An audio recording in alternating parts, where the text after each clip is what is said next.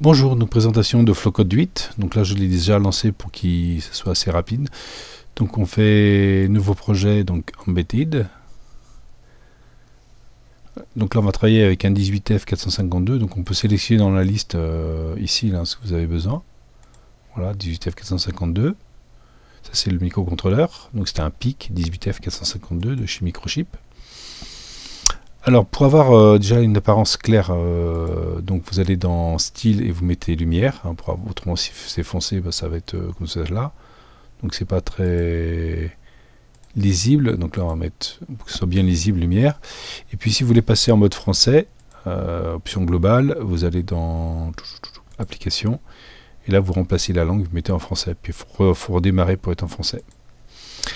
Donc là, on a notre programme, hein, le main ici, hein, programme principal.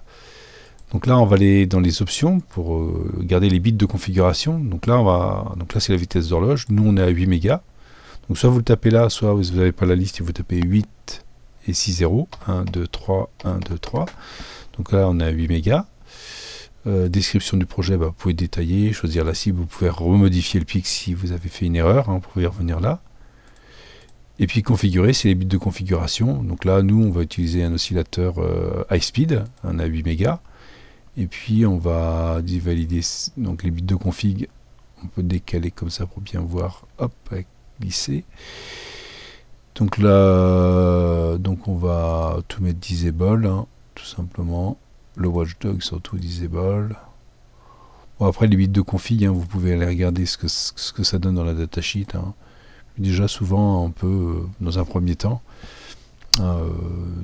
dévalider certains bits de configuration, entre autres le watchdog. Voilà, donc on va faire un programme tout simple, on va allumer une LED. Donc dans l'affichage on peut mettre ce qu'on veut. Moi je mets souvent en 2D, hein, tout simplement. Donc ça c'est le panneau de tableau de bord où on va mettre les équipements. Donc mon équipement, moi, bah, je vais faire une notion d'entrée et de sortie. Je vais appuyer sur un bouton et je vais allumer une LED. Donc là, on met la boucle infinie. Hein. Donc une boucle infinie, c'est un while. Tant que 1 égale à 1, bah, c'est valide. Hein, donc c'est toujours vrai. Donc c'est une boucle infinie. Et puis on va poser, en entrée, on va poser un bouton poussoir, un switch. On va poser celui-là. Alors là, vous le mettez au tableau bord 2D. Voilà. Et puis on va poser une LED. Donc c'est une sortie. On va poser donc au tableau de bord 2D. Voilà. Avec la molette, voilà, pour zoomer un peu plus. On va le déplacer. Voilà. Donc on va mettre le bouton poussoir. Voilà, on va dire sur quelle ligne de port il est. Donc propriété. Donc on va dire qu'il est sur RA0, voilà, sur le port RA0. Donc si on veut, donc voilà, si on veut voir exactement où il est, on va afficher la puce, voilà. Donc la puce elle est là. On va essayer de la glisser. Hop, voilà. Clic gauche, non, clic droit. Alors, il ne faut pas la modifier, la déplacer. On va y arriver. Voilà. Et puis ça, on va le réduire un peu. Et on va le placer là. Voilà. Donc le bouton poussoir, il est sur RA0. Hein. Voilà. Bit de port, une ligne de port d'entrée. RA0, on voit que. Alors, je sais pas si je peux faire un petit zoom. Non. Est-ce qu'on peut le grossir un peu?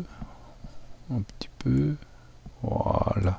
Donc on voit que RA0 c'est aussi une entrée, ça peut être utilisé comme une entrée analogique. Hein. Donc on voit sur les lignes de port là, on n'a peut-être pas tout, mais on voit que c'est une ligne de port RA0, c'est une entrée sortie numérique et ça peut être aussi une entrée analogique. Voilà. Donc là on va l'utiliser ici en entrée numérique. Hein. Donc bouton poussoir c'est une entrée pour le microcontrôleur. Et puis on va mettre la LED propriété. On va la mettre sur RA1, voilà. On ferme, voilà.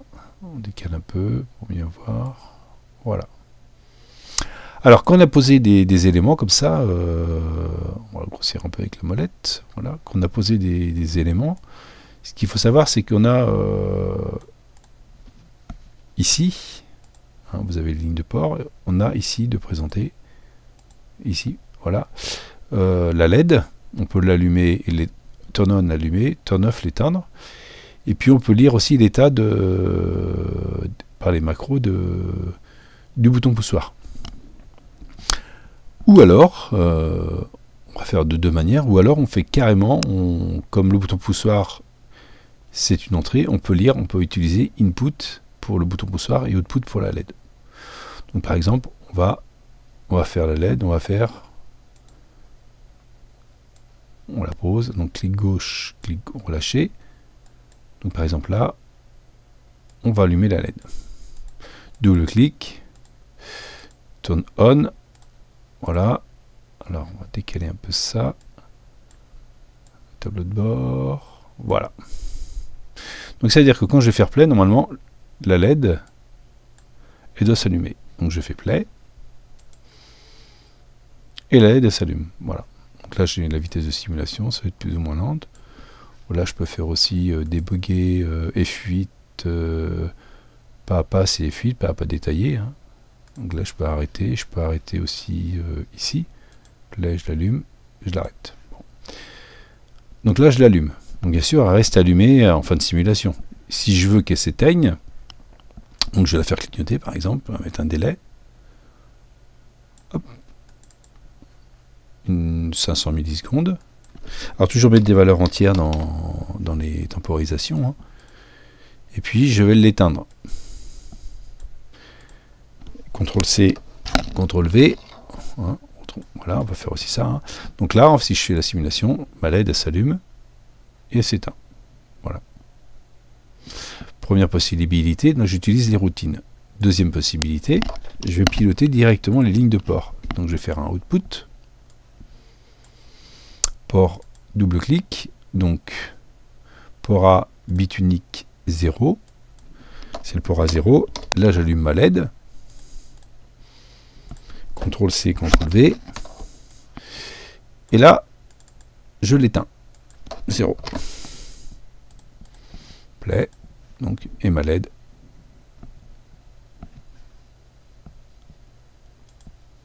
Play.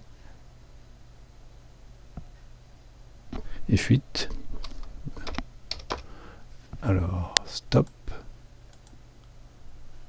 Ah oui, excusez-moi, là, je me suis trompé, la LED elle est sur 1. Donc ça marche pas. Là, c'est bit 1. Là, bit 1, c'est RA1. Play. Et ma LED elle clignote. Alors on voit au passage, ici, là, aussi, sur ma broche, hein, on voit que... Alors pas toujours, si je reste dessus. Voilà, il faut pas que je sois dessus. On voit clignoter. Pas toujours, mais voilà. Donc ça, c'est le fait de pouvoir utiliser soit les macros, soit l'instruction... Donc là, sortie output. Hein, sortie pour allumer une LED. Donc maintenant, je vais piloter je garde ma structure, hein, je vais piloter grâce à mon bouton poussoir. Donc mon bouton poussoir, j'appuie, la LED s'allume, j'appuie, la LED s'éteint. Donc je supprime tout ce que j'ai là, touc, touc, touc. Donc je vais faire un read state. Clic gauche, je le prends, je le pose. Donc je mets ça dans... Donc là, il demande un octet. Valeur retour octet. Alors là, on voit qu'on est limité. Normalement, vu que c'est un bit, on devrait pas avoir la possibilité de mettre ça dans un bit. Mais là, ce que la valeur retour, c'est octet. Donc on va créer une variable. Clic gauche. Ajouter nouveau. Et on va appeler le bouton, on va l'appeler BP. Et puis c'est le premier, donc BP 0.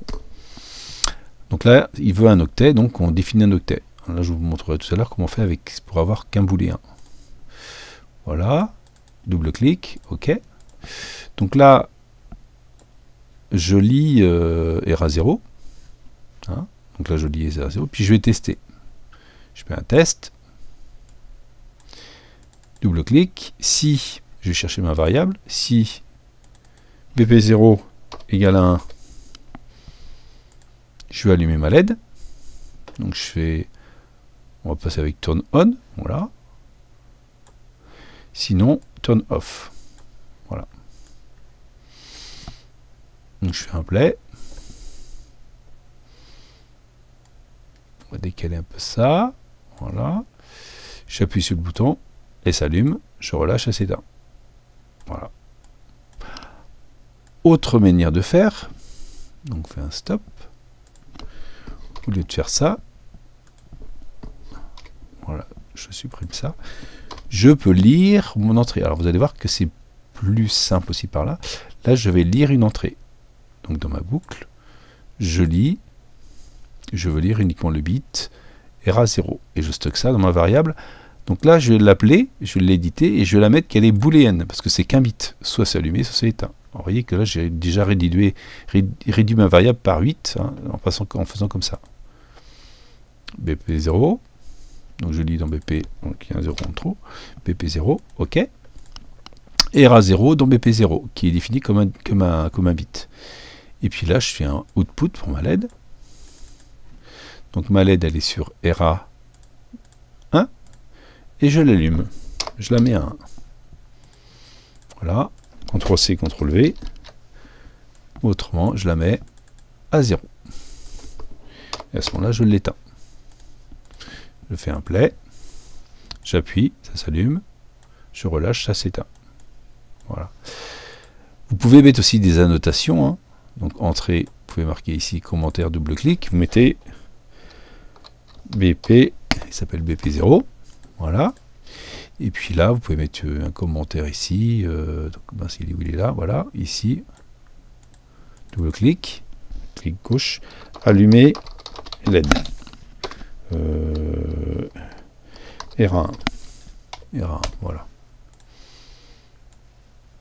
Voilà. Donc on fait play, voilà, on voit que j'appuie, ça s'allume. Donc on voit plus que quand j'appuie, je mets un niveau logique 1 hein, sur ERA0, et puis ERA1 se passe à 1 pour allumer la LED. Voilà. Donc voilà ce que je voulais vous montrer dans cette première vidéo. Donc si on fait un petit tour d'horizon, ça c'est la boucle répétée toujours. Notion d'entrée pour les boutons poussoirs, notion de sortie pour les LED. Ici, on retrouve tous les ports du microcontrôleur. Ici, toutes les variables, hein, je peux l'éditer, la changer, voilà. Les constantes aussi, vous pouvez définir des constantes. Hein. Donc des constantes, c'est par exemple Toto qui vaut toujours 3, hein, par exemple. Là, vous avez le programme principal. Voilà. Les macros, donc là, on ne va pas faire de macros, je ne présente pas ça aujourd'hui, hein, dans cette vidéo. Et là, les composants qu'on a posés hein, sur le tableau de bord. Donc le tableau de bord, moi j'utilise souvent le 2D, mais vous avez aussi un tableau de bord 3D, hein, qui est ici, où on voit les éléments en 3D. Voilà. Et quand vous voulez fermer quelque chose, vous fermez là, hein, vous fermez ici. Si vous voulez le faire apparaître, vous allez dans Affichage, apparaître la puce, elle revient. Vous pouvez la grossir, la diminuer, hein, comme vous voulez, voilà, comme vous voulez. Donc voilà ce premier programme. Et puis, ah oui, si quand même, hein, si vous voulez générer le fichier pour travailler sur Proteus, faites générer, compiler en HEX, donc soit vous qui étiez là, compiler dans la puce, bah ça si vous avez un PIC-Kit 3 ou un PIC-Kit 2 associé, hein. Et autrement on retrouve l'icône là, hein, générer, donc compiler en HEX. Donc là on va la copier, on va l'enregistrer. Et on va l'appeler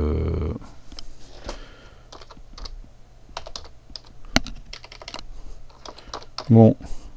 Alors si vous voulez mettre pas de séparateur, hein, premier programme. Voilà. Donc vous le mettez dans, on va le mettre ici par exemple. Voilà. Et puis là il compile. Alors ce qui est important, c'est de bien regarder que tout s'est bien passé. Alors évitez les noms de programmes avec des accents, avec des espaces, des caractères spéciaux. Mettez pas un nom à la rallonge. Déjà mon premier programme c'est assez long. Hein, voilà. Et donc bien regarder que la compilation a été, c'est très bien passé, que c'est terminé. Donc là, vous récupérez votre fichier HEX que vous pouvez mettre sous Proteus, et puis c'est le fichier HEX que vous allez utiliser pour programmer votre PIC avec un programmateur. Voilà. Là, vous pouvez compiler, quand vous compilez en C, donc vous pouvez récupérer du fichier C. Après, il compile pour faire le HEX, et après, il programme. Voilà. Et là, il faut définir le programmateur dans les paramètres, dans les options de compilation. Là, vous avez le programmateur, donc là, qui est ici. Ça, on verra ça plus tard. Voilà pour cette première vidéo. Et puis, bonjour à Clément pour cette vidéo qu'elle est faite pour lui. Bonne fin de journée. Au revoir.